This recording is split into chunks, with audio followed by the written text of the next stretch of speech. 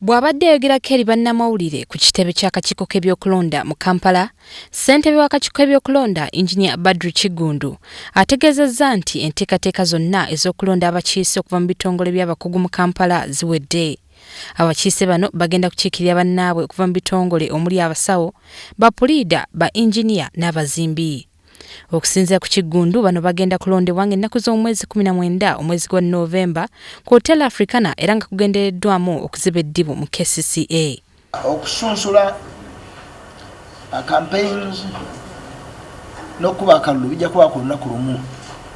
Tubitegese bijja kubeera ku Kampala gundi ku Hotel Africana nga 19 Novemba omwaka. Newankubadde oli yandirowoozezza nti okulonda kuno Lord Mayor wa Kampala Erias Lukwago yandikusanyukidde kuba abadde ayagala nnyo olukiiko olujjuvu. Si bwe guli anti agamba nti okulonda kuno kugendereddwamu kumugubaganya mu ntebe era nga bali mu kuwuddiisa bantu. Agamba nti omulimu guno Minisita wa Kampala Frank Tumwebaze yakulembeddemu ng'akozesa akakiiko k'ebyokulonda.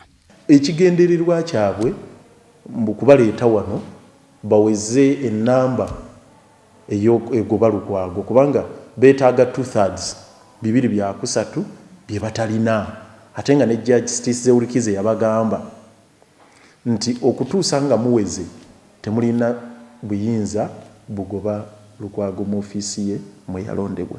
Tetulinaako atusindika, tetugana muntu ayogera kyayagala kwogera, buli omu ayogere kyayagala okwogera, naye nga ffe etteeka ligoberera.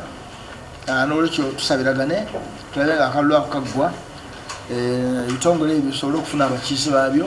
Ebigambo bya Lukwago abyesigamye kawaayira akali etteeka erifuga Kampala erya 2010 akagamba nti singa kino kiba kikolebwa, minisita alina obuyinza okuyita olukiiko lwa KCCA mu nnaku 14 zokka okuyisa ekiteeso okugoba Lord Mayor n'omumyuka we.